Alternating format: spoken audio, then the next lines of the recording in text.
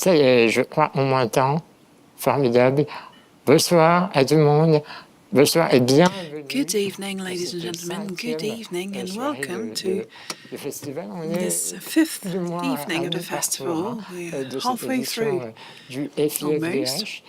And we thought that for this evening would be the right time to slow down and to take care of one another. We're in Switzerland, a country of solidarity, care, Red Cross. We're going to talk about care and how to provide care with our guests that I'm going to invite to join me on stage. We have Samuel Flach, who is a community activist. We've seen him in a film. Feel free to join me on the stage when you're ready. Then we have Soizic, Pineau, you're a journalist at Manifesto 21. Please join me on stage as well. And we also have Toumazoff, journalist and feminist. You work for the radio station Le Move, where you have a talk show every Thursday at 7 p.m. Je vous invite à me rejoindre également. Vous êtes déjà là, c'est parfait. On attend Samuel. We're still waiting for Samuel to join us. And we also have online with us Joan Tronto. She's in Minnesota. Joan, are you with us? Oui. Good evening, or good morning, maybe. It's afternoon. Hey Samuel. Voilà, tout le monde est là.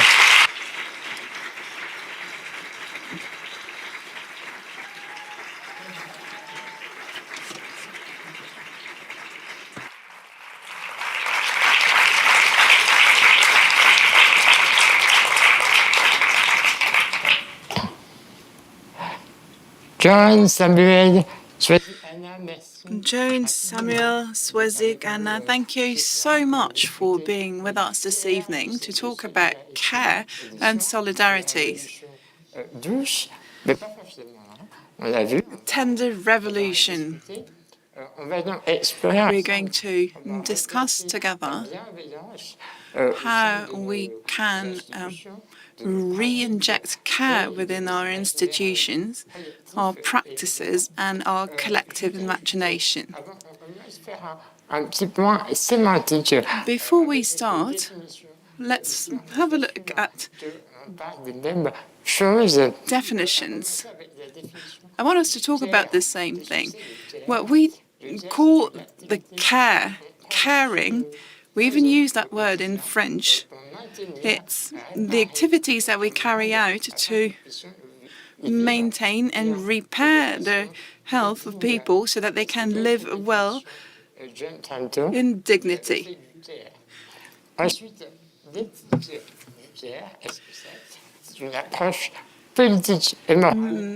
The care is also a political and moral approach to vulnerability within society and human relationships. The tender revolution, which is the topic of this evening, is a deep change in cultural social practices that we should adopt instead of individualistic practices. Let's start off with you, Samuel Flach. When we were preparing this panel, you were telling me there was a difference between taking care of people and charity. What would the difference be to you? So first I would say, or would start with that I think care is not a concept. It's not an academic concept. So to understand care, we have to go into the presence of our body. To make this point for you understandable, now you are in the concept because you hear me talking and you are thinking. Now, if you feel where you are sitting, maybe you can actually do this. You feel where you are sitting now. You look to the person that sits next to you. This is care. So there's a difference between this in the head and that what we are feeling actually. And I think care and charity are very, very opposed because charity has a hidden agenda. Like, to make the point, think of the way like the white settler colonialism colonized the world. It has basically would say it has two sides. One side of the coin is like religious institutions that give food and sleeping place and education to people excluded from native societies, like that was often mad or disabled or orphaned people. And on the other side, sheer brutal force. And charity is the way masking the force, the brutal force of that. And I think this is how charity functions also also here in that society, that it's kind of masking the brutality of how capitalism destroys our relationships. And also I would differentiate by the way of like how institutions look like. Let's say, for example, elderly home, like a charity home, elderly home, disabled place, refugee place. These places, they act or they give care or provide care only as far as the people inside there are obedient and are thankful.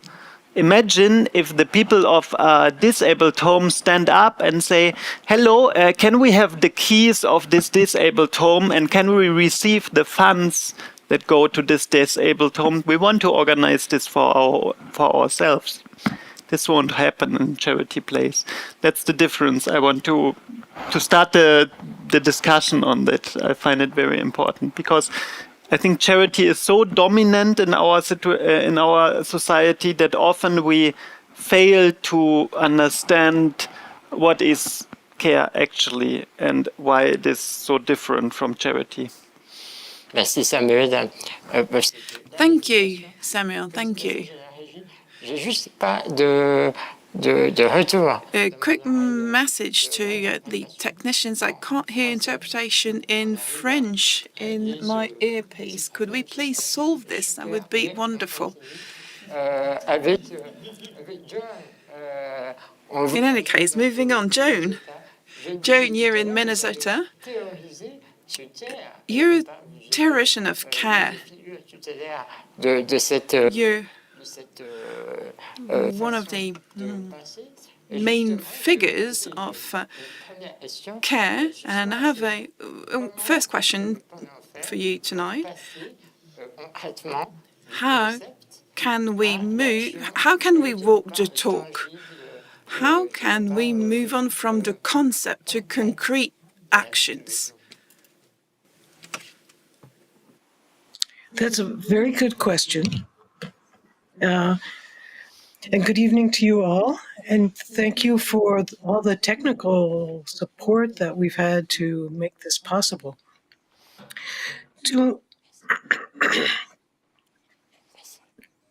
As Samuel has just said, the concept of care can be used for good or for ill. It can be used in ways that make it a cover for bad actions of all kinds. So the question becomes, how do we make sure that the care that's being given is actually the care that people want? And there's only one way to know that, which is the people who are receiving care have to be the ones who make decisions. Now, the truth is, we are all care receivers. all the time. Most people who think of themselves as able-bodied and adult and working and all those things, they're caring for themselves, or they're paying other people to care for them as they pick up their clean clothes or they pick up their meals at the store. But they too are receivers of care. So we are all receivers of care constantly, and we need to make sure that the voices of the people who are both giving and receiving care are always part of the discussion about how care proceeds. To me, that means what we need is to complete the democratic revolution that began in the middle of the 19th century. Women were incorporated into the political order to an extent over the last century, but the question that women end up doing most of the dirty, nasty care work, as well, by the way, as people of color and other groups who are despised and on the margins of society, only when those groups no longer have the disproportionate burden of care, when we can all talk about what care we need and who should provide it, then will we have a truly democratic society and will be able to make truly democratic decisions about how to care for one another.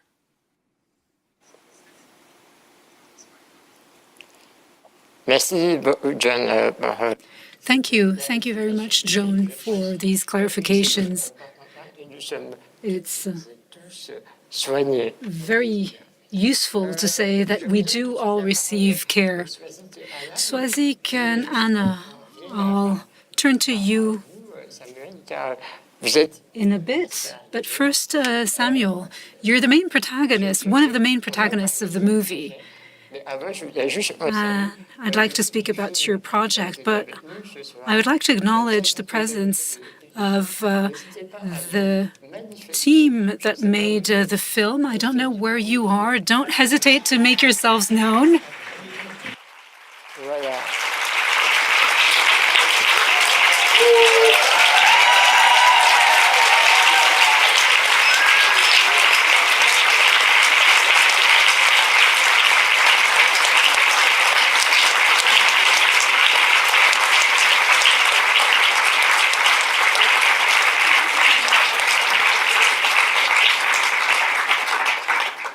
Et certains et certaines protagonistes se rencontrent ce soir pour la première fois. Some of the protagonists are seeing each other for the first time this evening. So it's sort of a first date in a sense, right? We'll see whether there's a match or not. We'll know tomorrow. Now, Samuel, you've developed a lifestyle that's radically different. You had an accident.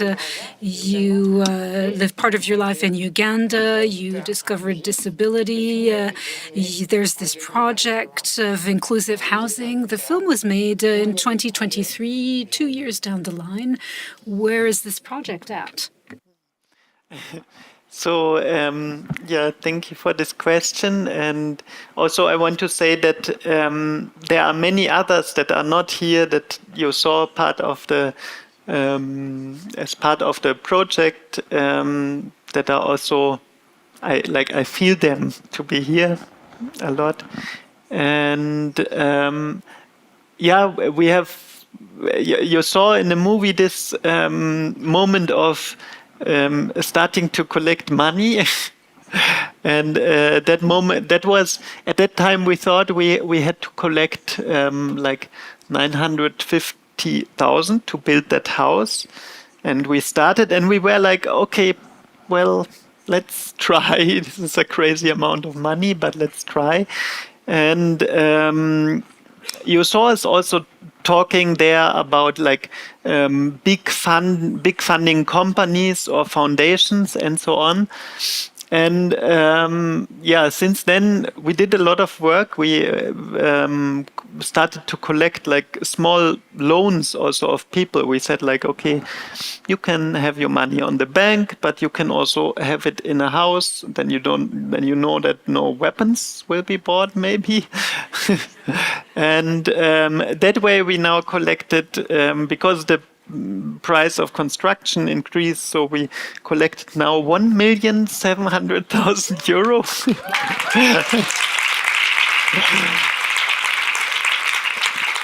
And if anyone wants to also start their own project, I would say go for it, because we thought it's not possible, and this money is not money from mostly from big foundation or people who have a lot of money, but a lot of people like us who give money and collectivize it, and that way it becomes possible. Yeah. So we hopefully start to construct that house this month.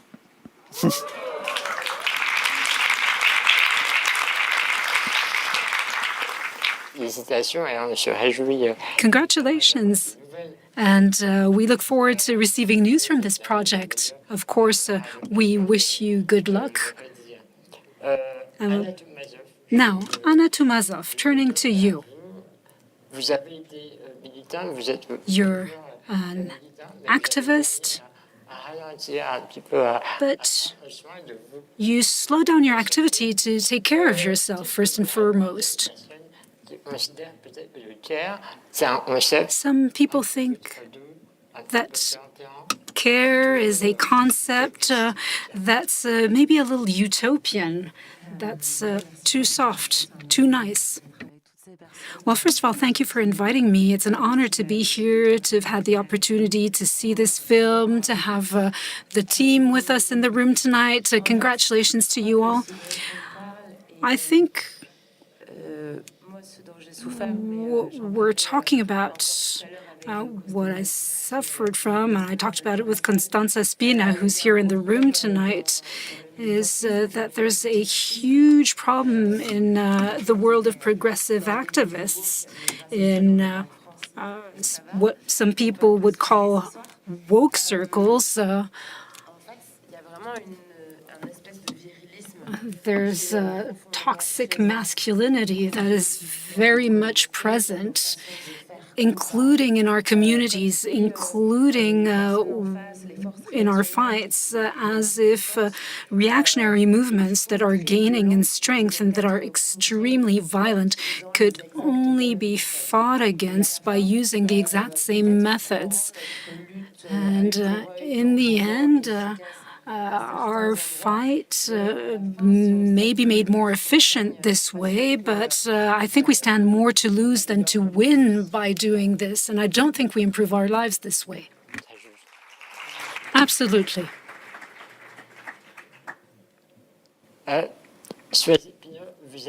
Soizic, Pineau, you're a journalist. You work for Manifesto 21, which is the co-host of this evening's event. You're here with a part of the Manifesto 21 team. I think you can give them a big hand. Comment peut-on concrètement instaurer une éthique? How can we build a culture in a world as hard as the world of media, which influences public opinion? How can we speak about vulnerability and care in such a context? Well, for us at Manifesto 21, this ethics of care is built by working together as a group and with the community as much as possible. Manifesto 21 is a media that is made for and by people from the queer and feminist community.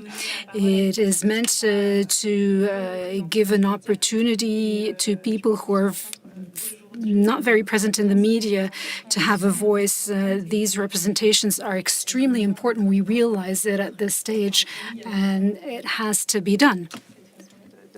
So that's the way we work.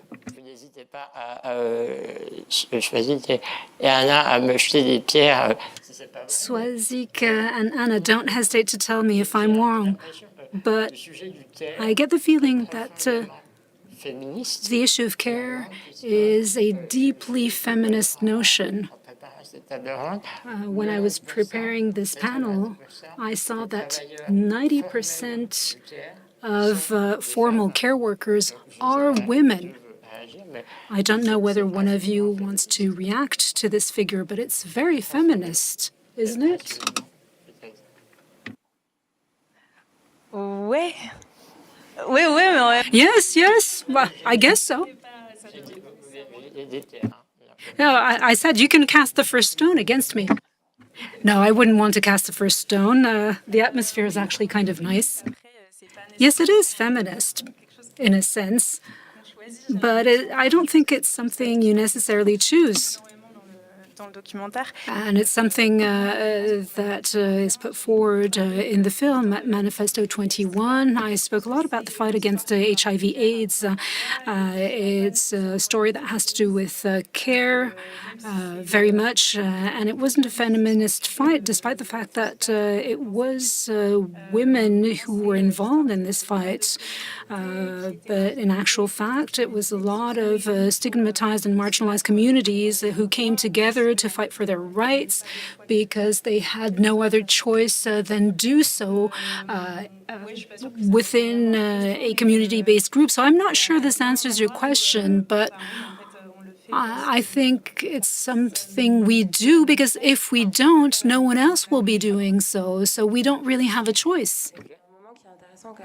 There's a moment in the film that's really interesting. One of the persons here says, well, you don't go to a party and boast about working in the care industry.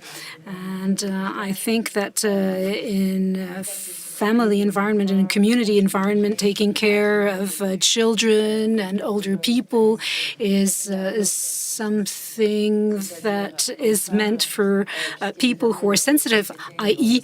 women, because we're in society, although we do hope that this will change, and this is what progressive people try to do, but we live in a society where we hope that men will eventually be able to express their emotions, and I think it's something that we see very much in the film. There are people of all genders in the film, and I think this is very welcome. But there is an issue with the notion of care. And it circles back to the beginning because it's perceived as devolved to women caring for other people and not necessarily caring for oneself, not having personal ambition. Well, we'll come back to that later. I wanted to share with you, Joan, a thought I had. We've gone through pandemic 5 years ago. Some of you might have some recollection of it.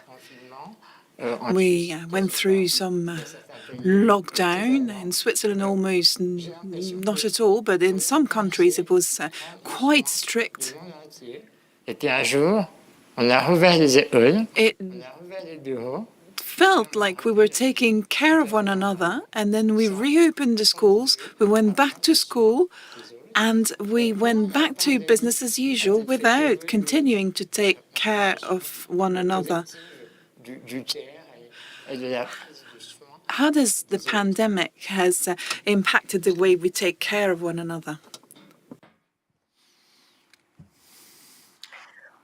I wish I could say that I thought it had a big change, but you're quite right. During the time the pandemic was frightening people to think about their vulnerability, people actually noticed things like essential workers, the fact that doctors and nurses, although they are scientists, are also vulnerable and at risk. But since the pandemic, we have almost completely forgotten about what we learned. That's not unusual. After World War I, there was a pandemic of flu that killed almost as many people, or perhaps more people than the war itself. But virtually no one remembered that pandemic until the next global pandemic came along. It's very difficult for people who live in this highly ableist capitalist society to think about their own human vulnerability. And as a result, anything that's associated with care gets pushed off of the main agenda. And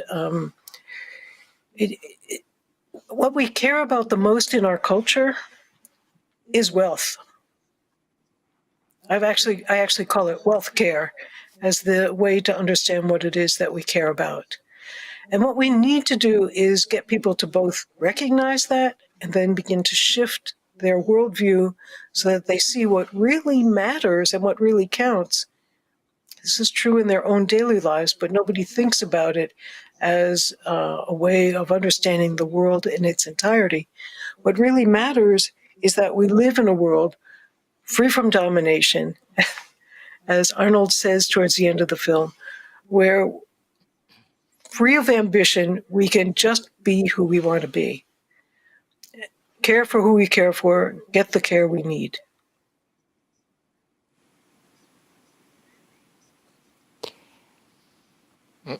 So I'm pessimistic about lessons learned from the pandemic.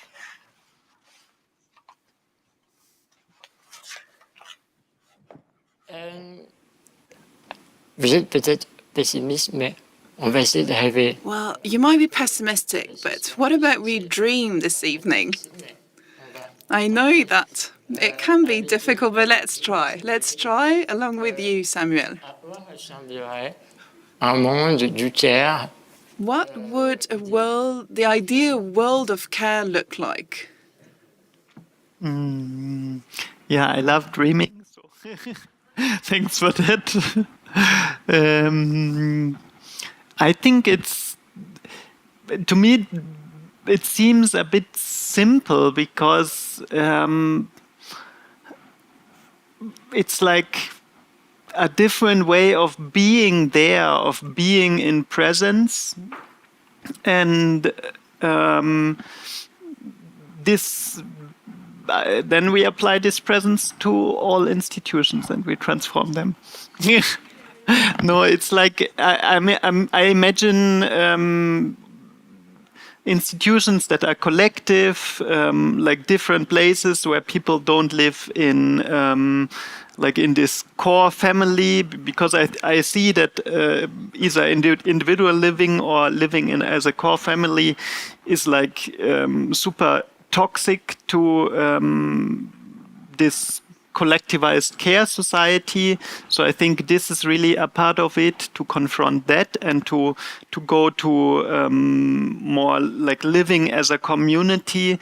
Because if you are only, let's say, 2 or 3 or 4 people that depend on each other, then if one has a crisis, this is a serious crisis. This probably will split up, or one part of this group will really be in a very overwhelmed situation. But if you are more people, like in a bigger collective, you can carry that one is in a crisis. And I think that's the problem with families in generally.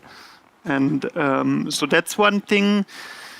And the other thing is all the care institutions that we have to put those people who are cared for, we had that argument, in the position of deciding, of organizing them, of self-organizing.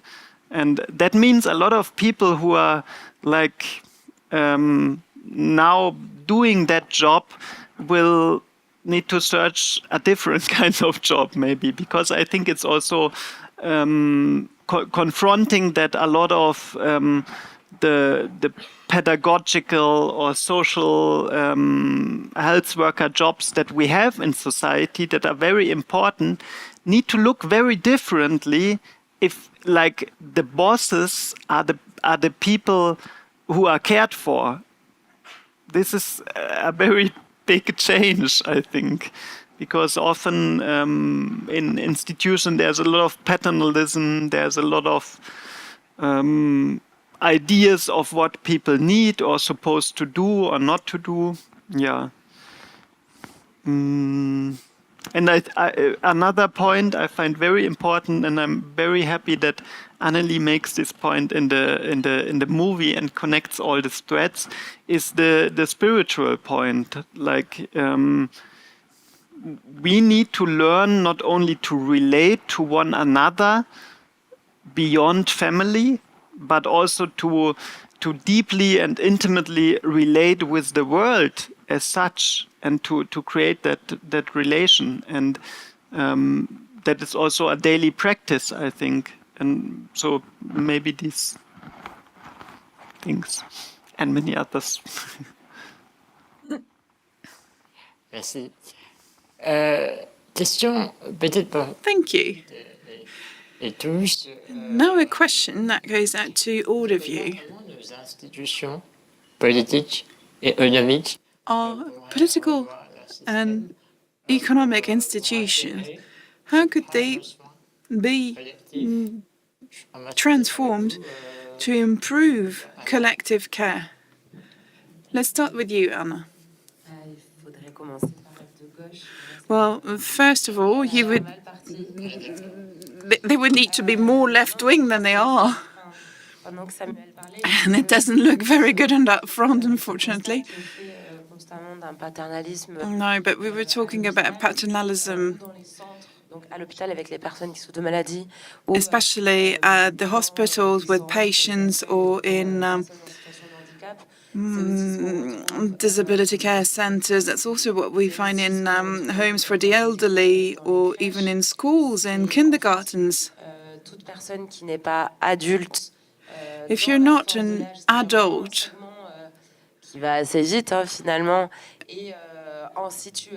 in your prime, if you're not able, if you do not fit within that description, then you will be infantilized.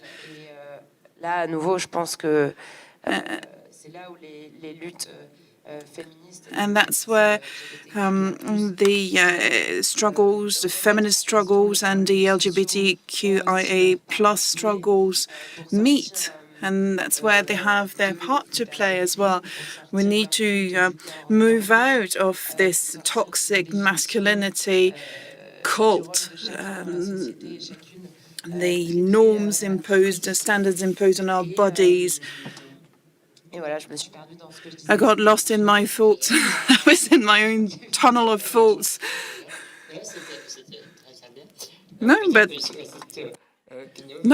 it was great. Thank you very much. Soizic, Pineau, maybe you want to add something?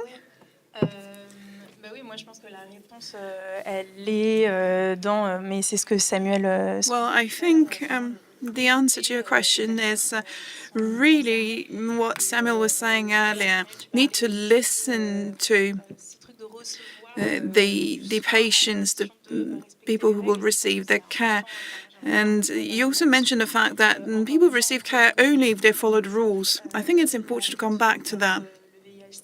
Coming back to the fight against HIV/AIDS, in that specific context, the people affected by the disease were people who did not respect the rules of society. There were people in same-sex relationships, drug addicts, prostitutes, sex workers. There were people that nobody wanted to hear. Nobody wanted to listen to them, and they created tools of care that now the entire society uses. So there's, of course, there are things that went wrong, there are things that could have gone differently, and it also depends on every specific country situation. But in France, at least, we owe them so much. For example, the fact that now we can have same-sex marriage, well, it's thanks to their fight against HIV/AIDS in the beginning. The fact that we promote risk reductions when we go out and party, when we are proposed solutions to consume safely. Go through what they did, even health democracy, involving these people in healthcare institutions. That's something that we learned from them. Pour rebondir sur ce que disait Joan tout à l'heure. And to bounce back on what Joan was saying earlier, it's all very fragile. Those are very fragile lessons, and COVID showed us that in the case of, it's very easy to forget what we learn. Samuel? Thank you, Samuel. I think also that it's a bit, I think we can't transform all institution or all society at once. I think this is not possible, but I see it also a bit as a letting things to die or to to go down, because at the end, like, for me, care is feminist, and it's also black, it's also crip, it's also queer, it's all this. Like, care is what marginalized groups, communities do to care for themselves. And I think this knowledge that also comes from there is the knowledge that will make up the society that comes into being. And these institutions that refuse to take in this knowledge and to transform themselves, they will at one point be no longer a place where anyone wants to go. Like, I don't see them. Let's say the problem of that already is there so much that the rich, wealthy nation states are like, oh, we need more care workers. We need to do more to bring care workers from global south countries in. This is like showing this thing already. Like they have to pay a lot of money to bring in care workers, but I imagine it, what if we turn it around? Like, what if we create a situation where the feminists, the queer, the BIPOCs, the Crips, and so on, create like communities, and then let the others see where they are. Like, not in a way of destructive, but in a way of, hey, that's how we can do it. Look.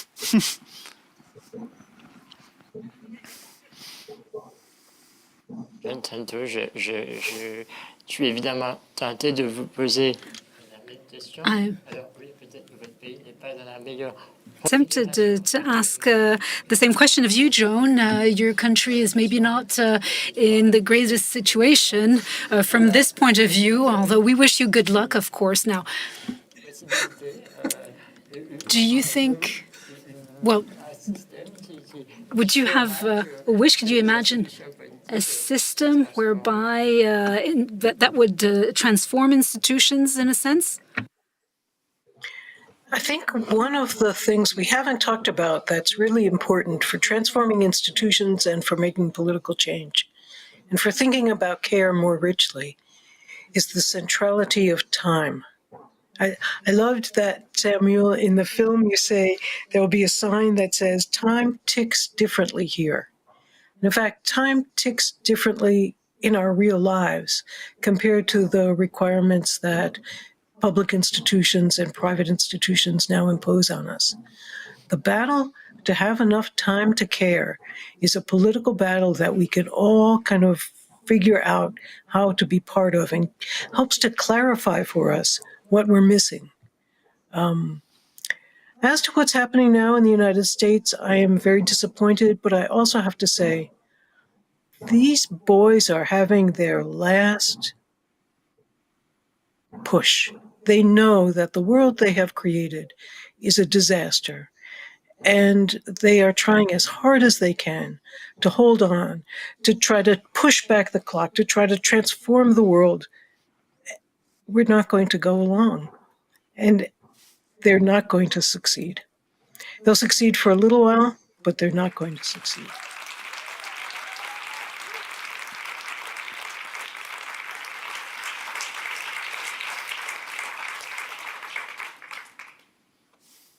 Ils n'y arriveront pas. Well, they won't manage. And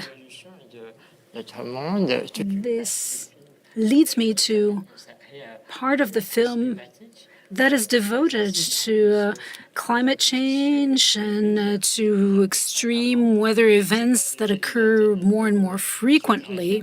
I don't know who of you wants to react to this, but the world is experiencing a climate crisis, and with aging populations, with climate change, we are going to have to care for one another even more. So what's the role of care in such a world, in such a society? I'm turning to Soizic, Anna, if you'd like to answer. You can draw lots if you'd like. Or Samuel, maybe. Wow. Anna? Well, there's a lot to say, which goes to show how smart the question is. Well, will there be a change in the way we perceive care in society? Is that your question? Yes, shouldn't we do that? Well, in actual fact, I think we're already in a situation where in families, and I'm looking at the smallest scale in the community, there's already care in certain forms, but it's hidden. People who become senile, we hide them. People who get sick, we don't talk about them. People who all of a sudden are disabled after an accident, we don't talk about that. So there's something of a taboo, but it goes even further than that. Our societies highlight brutal strength, and I do wish that this will come to an end. I'm really happy for the words of hope I heard from Joan from the other side of the Atlantic.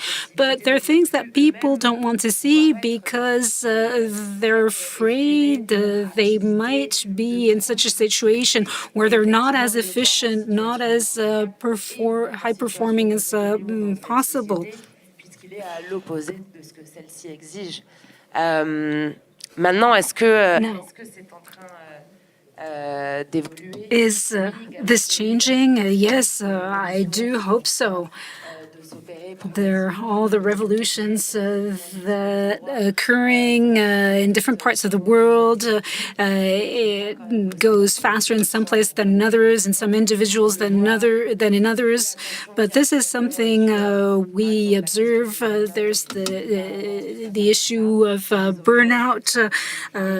People used to say, "Oh, you're just depressed.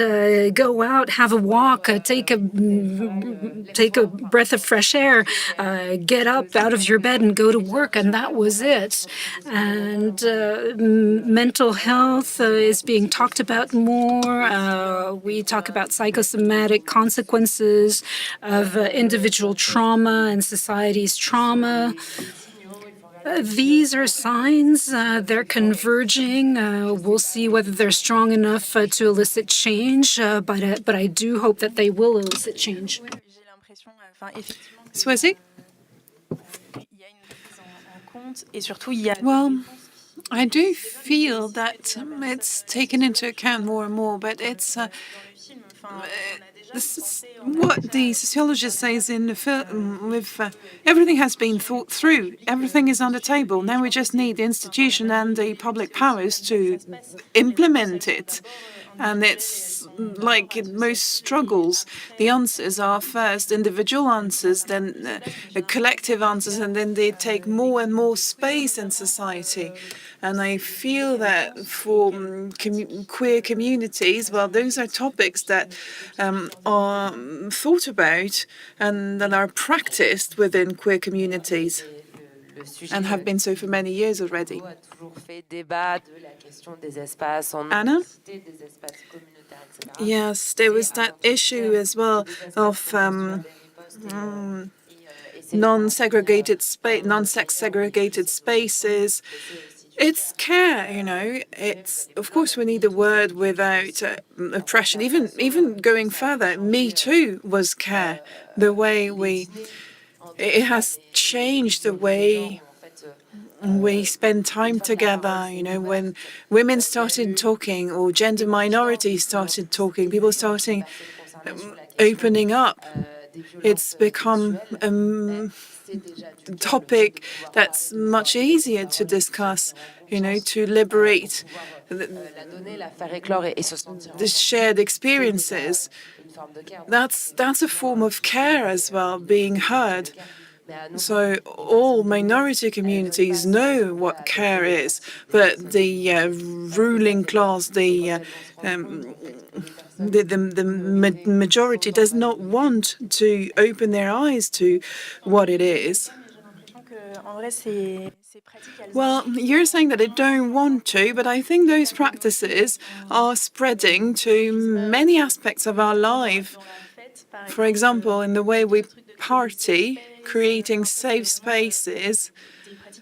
Those are queer practices, community practices that are now spread out into the mainstream, and it inspires people. So it can also go that way and can be interesting.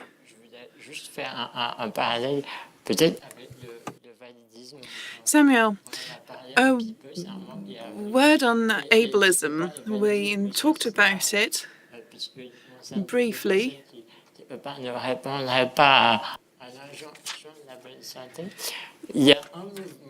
There is one ableism movement that decries this injunction to heal, to conform to a society that yields to force. So I might be playing the devil's advocate, but what do you think of this? Not sure if I got the translation right. So I understood that it's the ableism or fighting against ableism as healing. This. Yes. Yeah. Yeah, very much. Yeah, I relate very much to it. I also practice myself theater practices and other collective practices. I learned them that mostly come from indigenous communities, and I think these practices enabled us to learn or relearn to care for yourself and for others, because I think it's not only the world that is colonized, it's also our own minds or bodies that are colonized in a way that, like, we will lose the contact to a lot of part of who we are and how we are and what it means to be human and all this. And I think to relearn this, it needs these, let's say, body practices or healing practices. And especially if I look, like I was some days back looking at the first cabinet meeting of the Trump people, and I was looking at them and I was like, oh my God, these bodies speaking there, like the way they speak, how they speak is so, like, I pity them. I really pity them because they feel like really cleansed in their body and not joyful at all. And okay, they have a lot of power to play with, but I don't want to be them, not at all. And I think like this to me is this struggle against ableism and racism and patriarchy and so on also means to create these places of healing and care. And I think like connecting also the care to revolutionary practices. Like revolutions all over the world, they start with soup kitchens, or they are maintained by soup kitchen. Like in Syria, in Sudan, in those revolutions, there were always collectives providing food to the people, and that's the core how it can be maintained. And I think that's something we often forget, because here we are used to this kind of demonstration of going somewhere, appealing to government or whoever we think can change things, and then it's finished. But I think that way we won't come far. Like the way I imagine is also that we change our political practices, that instead of doing a demonstration where we march somewhere and we demand, we do a gathering, and we do that gathering not only 3 hours, and then we are hungry, but we have a kitchen there, and then we maybe sleep there, and we stay there, and we continue. Like this is a totally different thing than what we are used to, how political change functions. And then by being at that place, our bodies transform. We relearn to be collective, to be not only individual, and so on. So yeah, that's how I see care as something very revolutionary.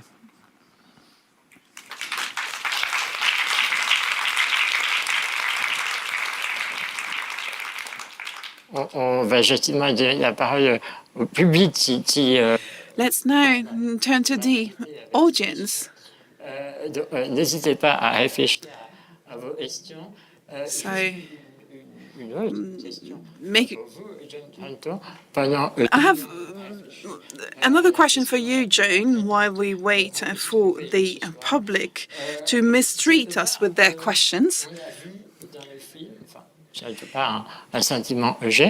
In the film, I felt that care could also be pain.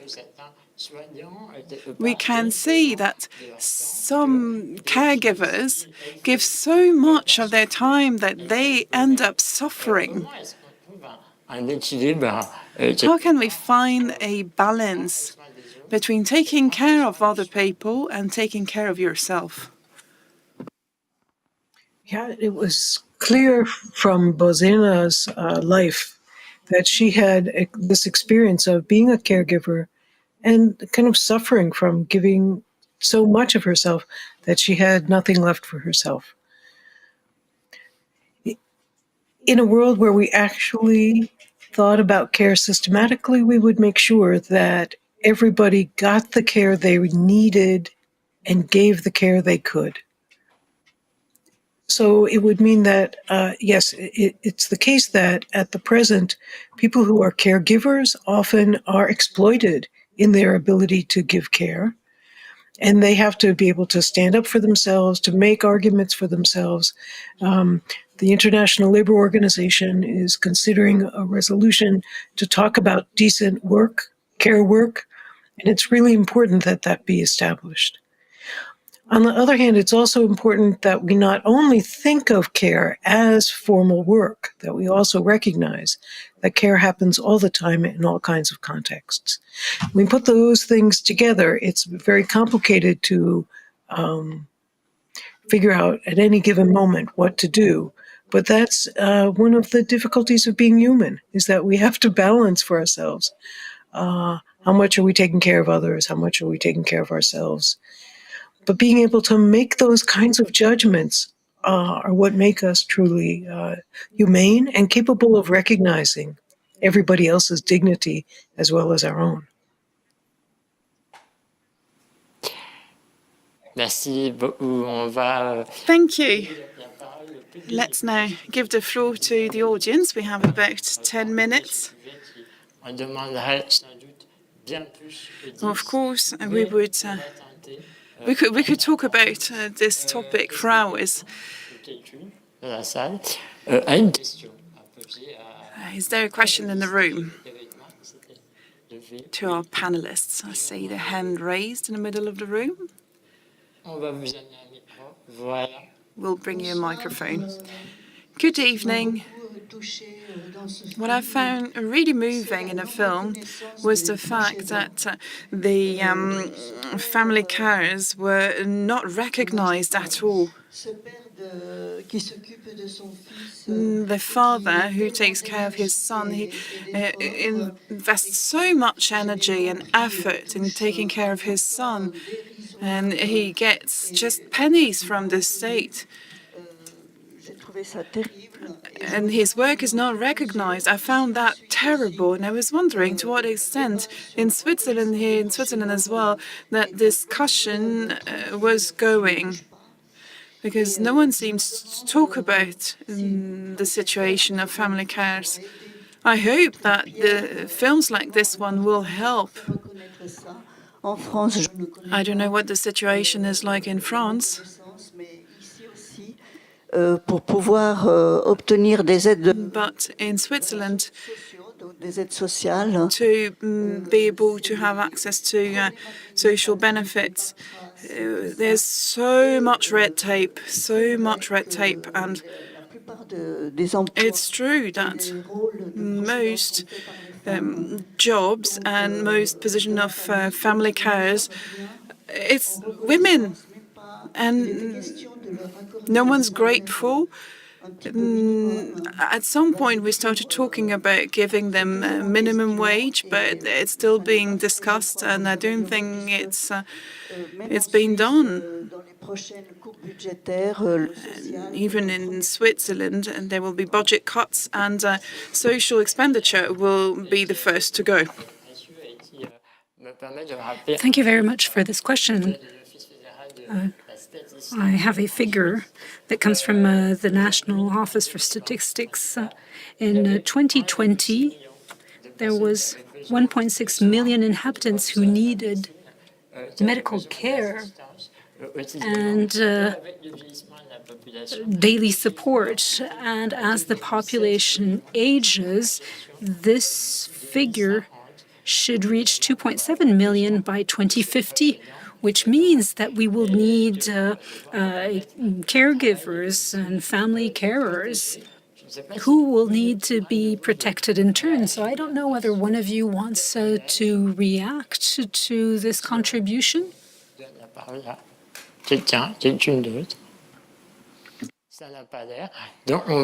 No one? So I'll turn to the floor again and see whether there's a hand raised in the room. Ici, voilà. Thank you. Thank you very much for the film, and thank you very much for the ensuing discussion. I have a question for Joan Tronto, so I'll ask it in English. And I was working on an essay on a course on care ethics, and I used your definition of care as activity that is precious and what we value most in our society. And I questioned the idea of whether prostitution would be care. Is it, if we take this definition as what we value most in our society, would prostitution be like in the concept? And what is your stand? Because I defended something, but I was wondering, what would you defend?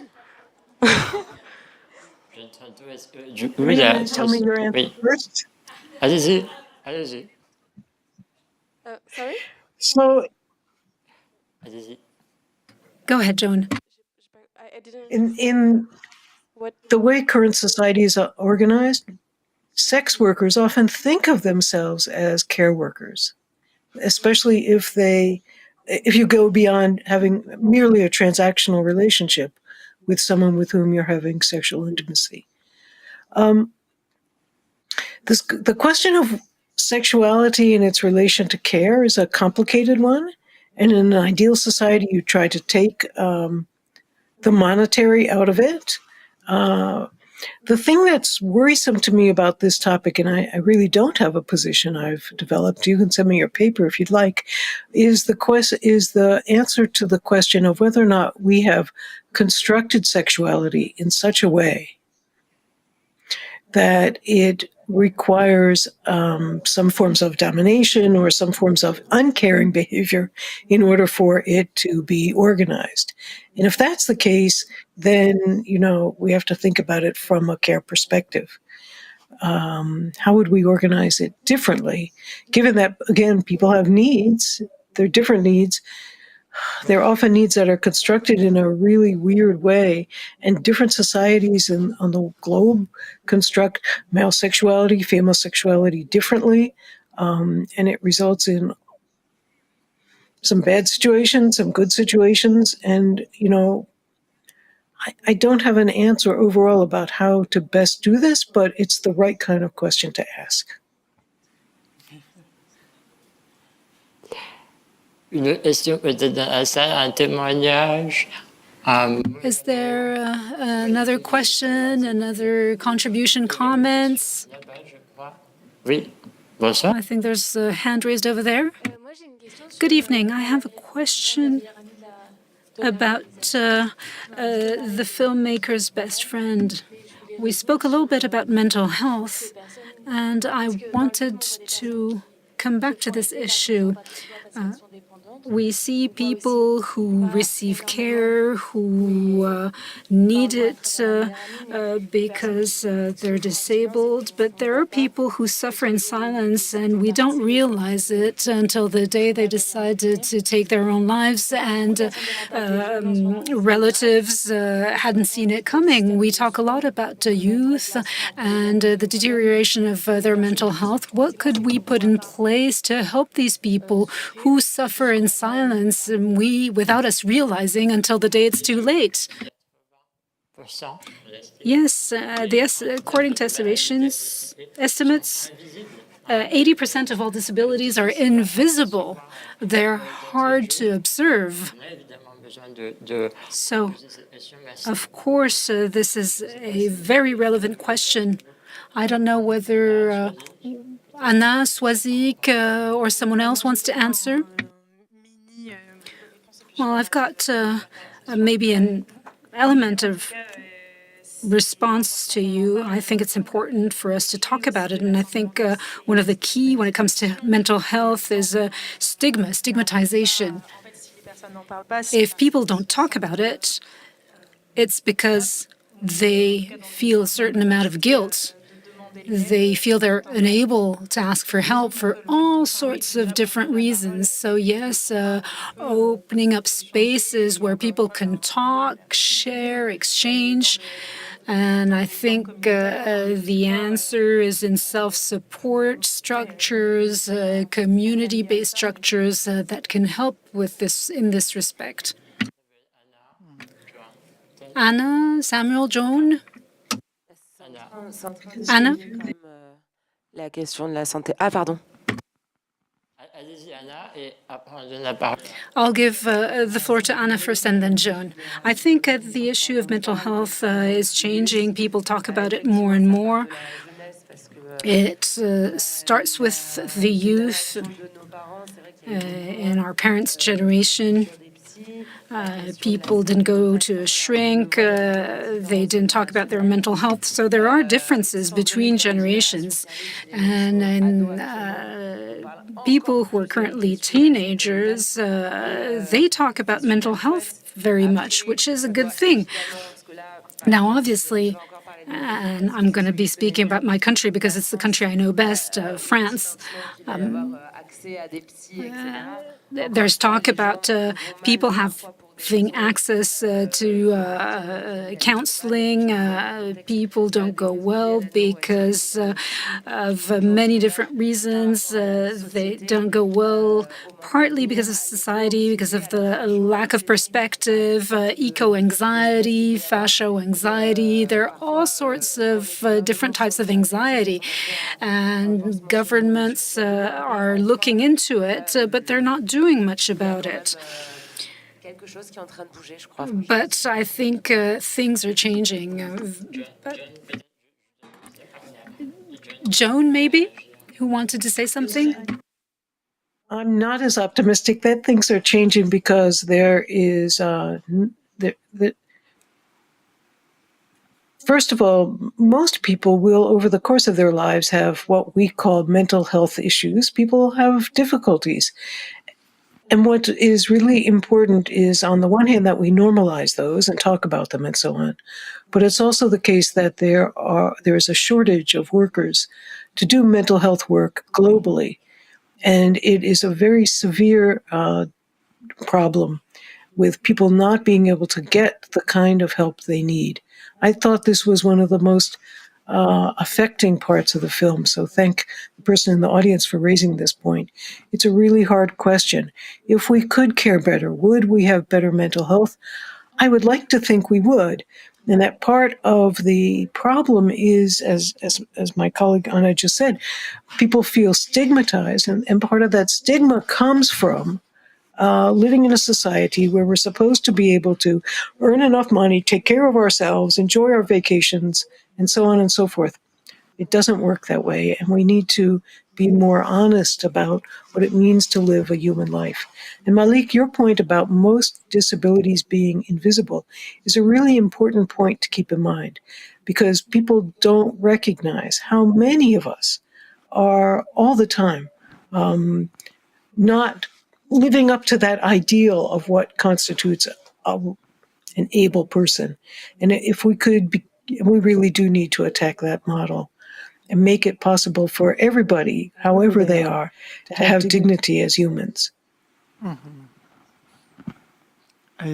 I make a comment on it? Allez-y. Bien sûr, bien sûr, bien sûr. Of course, go ahead. Also, I think because the institutions that exist are so often a non-caring place, a place where you don't feel like going because you maybe have heard stories of, okay, if you go to the psychiatry ward, you might stay there, you might get medication, or you might have an encounter with a really weird doctor, and you don't want that. So also I think this makes like there is no place to go. And also I remember speaking to people, to a person from who was also at the protest camp in New York in those Occupy Wall Street times. He was coming to the university where I studied, and he shared that from his opinion, the things where what happened there was like there was a lot of protests and a lot of camps, but a lot of people came there who had mental problems because they knew this is actually a place where nice people are hanging around and where there is food. So that created that problem of this place becoming a place where a lot of people with mental problems are, and it overwhelmed the place. So I think it also proves this this point that the moment we open up caring places, those caring places, a lot of people go there because they are so rare. And then this is overwhelming these places, and they have to become maybe exclusive to stay caring places. Like it's a paradox in there. Merci à toutes. Thank you. Le temps passe très vite. The time is running out. It's amazing how pressed we are for time. We have now come to the end of this conversation, but obviously the conversation can continue after this session. I would like to thank you all. Joan, Tronto, thank you very much for having joined us online from Minnesota. It was an honor to have you with us. You're an expert in care.